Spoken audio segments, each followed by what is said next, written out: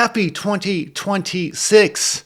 I hope it's going to be a good 2026. 2025 was crazy. If you didn't catch my recap video, I will link that in the description below. But today we're talking about something that is mind-boggling, bonkers, nuts, crazy. Something is happening in the field of MS research. And I found this article and I read it and then I reread it because I had cog fog and I kept rereading it. Isn't that fun? Like you just keep rereading things and you still don't understand them even when you're looking like right at the article and you're like, what's going on here? Anyway, that happened with this article. And then once it clicked and it started making sense, I realized, ooh, there's something really awesome with the research in the MS field happening right now. And you have to know about it. So I'm Cliff. This is Life with MS. Please hit that subscribe if you don't mind. And I'm really happy to be here. I had 2 insanely difficult days with my multiple sclerosis where I could hardly get out of bed and move around. And that was Friday and Saturday. And then Sunday, I went and rode my bike. So go figure. Like, what the hell's up with this disease? Anyway, I'm really happy to be here. I love the community we've been building. We've been having a great time. You guys leave awesome comments. You like, you care, you like, you share, you subscribe, you hit that notification bell. And we are growing a community to make this journey of multiple sclerosis just a little less lonely. So thank you so much. Now let's get into what I wanted to talk about today. And I found this article. Actually, Andrea found it. It came to her in a feed. Andrea's my wife. You see her on the show every now and then. And it is really interesting. I'm looking at it here. And it is titled, it says, 2 new subtypes of MS found in exciting breakthrough. Well, they always say exciting, right? Like they're not going to put on there not so exciting breakthrough, but no, this is actually really cool. And what this article covers, and I'm going to summarize it here for you because it's a completely different way of looking at how we treat and identify multiple sclerosis. And in a nutshell, this changes everything. I know that sounds big and it sounds brash and it sounds crazy, but I'm telling you, this is really cool. And what's cool about it is we're now looking at multiple sclerosis on the individual basis because of what this research discovered. And what is unique about this research and what they did is the research team used neurofilament light chain, which you may have heard about. Serum Neurofilament Light Chain. Which is a blood marker. And they used MRIs, and this is all in an existing patient population. And then they had AI go in and look for things we may have missed as humans looking at these research studies. The medical analysis is complete. You have tested positive for advanced multiple sclerosis. What the AI discovered is phenomenal. And what it allows us to do now is look at certain biomarkers within that specific MS patient to see what kind of MS they have. And you might be thinking, well, so maybe it's relapsing-remitting, or it might be progressive, but no, these are 2 new subtypes completely. I'm going to link the article in the description below. It's on The Guardian if you want to read it. It's really cool in its entirety. I could get super far into the nerdiness of this thing, but this would be like an 1.5 hour long episode, and you would be bored out of your mind about halfway in, because if you have an attention span like mine, summarizing it just does a much better job, because then you can go brag about it to your friends and your doctor and say, hey, did you see this? Did you see this? And you don't need to explain the whole thing to them, but you have the highlights of it, which is the idea here. Okay, so 2 new subtypes of MS. What does that mean? Well, for a number of years, mostly all of them that we've been dealing with MS, we've been dealing with labels like relapsing-remitting and progressive. And I remember my neurologist telling me a while back, he said, it's all progressive. And the reason we have these categories is really for insurance purposes. I said, really? And I didn't really understand that at a deep level. And then when you look at it from what this research has done, it totally makes sense. Because what we are doing currently, we're just throwing stuff at the wall and trying to stop the progression of the disease. And we're throwing all the tools we have currently at any one patient just to stop the progression, because that's the big thing, right? What if, and this is where I get really nerdy, Maybe I'm already there, but this is where I'm going nerdier. What if we could look at the root cause on the individual basis? Because we do that in engineering. And if you watch my channel, you know I'm an engineer. In engineering, we do a thing called root cause analysis. If we have a problem with something, we go far down into the problem. And we look at at the atomic level in some cases on what is causing the issue. And for MS, we didn't really understand that for the longest time, and we're still finding out a lot. But the research has just accelerated so quickly in the last 5 to 10 years that is mind-boggling. And now with AI, it seems like it has taken just a leap, a lightning speed leap.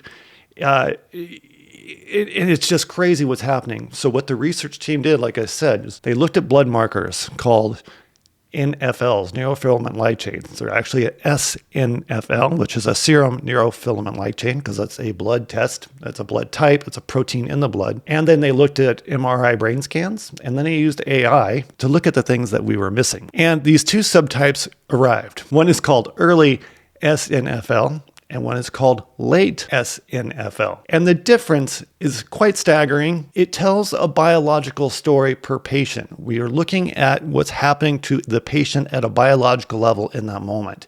We're not just saying, oh, you have symptoms of MS, and then we're throwing a DMT at it. Now it's allowing us to say, you have this happening to your body, and maybe a DMT is not going to work for you. Maybe we need to look at something that's going to help slow brain atrophy. So let's talk about the two different types, the two different subtypes that the breakthrough came up with. I'm going to just read a couple things here. Okay, so the AI analysis was basically sent out to find patterns of things we may not have seen from looking at all the research information as humans. And the AI discovered these two distinct patterns. And as I said, the first is called, the early sNfL. And in this one, you see high levels of nerve damage protein showing up pretty early on. This type seems to be more aggressive and active. And then there's the later, or the late sNfL. You're late again. Oh. It's my sNfL. Here, brain shrinkage can actually start happening before the damaged protein spikes. Now that's really interesting. And what the AI discovered in this late sNfL is that this is a much slower moving process. So if you think about it, these are, like I said, two very different biological stories. And in this article, Dr. Asagi, and sorry if I did not say that correctly, but the good doctor said, the old labels of MS don't really tell a good story. They don't tell what's happening to the patient on a biological level. And that's exactly what these two subtypes explain, and what gives our doctors and our patients a better understanding of what's happening to that one specific patient at that moment in time. That is freaking huge, people. That's the missing key. That's what we are missing as a patient. I can tell you, and a bald guy on YouTube doing videos about living life with MS, throwing just a blanket solution at a completely unique problem, because this MS is different in every single person, seems like a sloppy way of doing things. But it's not. It's just all we have right now. But maybe it's not now. Now that we have AI being able to identify this specific level of progression and where it's happening and how it's happening in each and every patient, we can target those issues and get things fixed without the headache of having just a shotgun approach. I can tell you, I had that headache. I've been on 3 DMTs, Ocrevus, Kesimpta, Mavenclad. The first two, while working, gave me gnarly side effects. And the third one, Mavenclad, well, I'm 4 months into it. I don't know how it's going to work out, but hopefully it works out well, because I'm kind of running out of options. But if we had something like, maybe this research worked 2 or 3 years ago when I was still going through my process, we wouldn't be looking at just my symptom load. We would be looking at my biological triggers, my biological issues, my biological degradation because of the MS. And then we could skip that whole set of drugs, possibly, right? According to what my doctors want to do. And then I wouldn't have to deal with the side effects. I wouldn't have to deal with the failures. I wouldn't have to deal with the costs, the tests, the clinical examinations, all that stuff. We could have just fast passed me to getting a solution that works for me. And that's what makes this so insanely valuable. So maybe a good way to think about these two different subtypes is tailored MS care. That is totally something we don't have right now. Now we just look at the symptom load, we look at the MRIs, and we do what we can, but it's not always effective. Our current methods don't understand the individual, they understand the group. And we know this is a very individualized disease. So what this is a total fundamental shift in thinking on how we approach MS, MS care, MS patients, and the whole MS process. This could not only do things like have better outcomes, but lower costs, lower disability. I mean, there's just a lot of options now. And that's what 2026 is going to be about. As we see the research increase, the speed increase, and things like AI step in the picture, maybe it's not going to be the end of the world because of AI. Maybe it's going to open a lot of doors and opportunities to fixing a lot of the problems we have today. And this is a really good example. So clearly, I'm very excited about this because we are looking at the root cause and we are addressing the root cause on the per individual level with this specific solution, which is awesome. I guess what I'm trying to do is help bring some hope into 2026 that we are making some serious progress. And if nothing else, there's hope that we are really moving forward. And I'd have to say quickly now, like quicker than ever in history before. Like this is crazy what's happening. Now we're using computational power to bring it down to a human level and really analyze the complex, the machine that is the human. And that's where I think we're going to see huge gains.